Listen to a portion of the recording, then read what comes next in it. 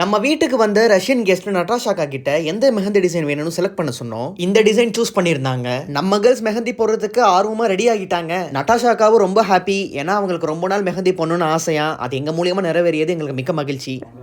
I'm happy. I'm dream about this. Mehendi. Mehendi. Yeah. Finally mehndi போட்டு முடிச்சிட்டாங்க. அப்புறம் நம்ம பசங்க அவங்கள வச்சு ஃபன் பண்ணிட்டு இருந்தாங்க. Like this.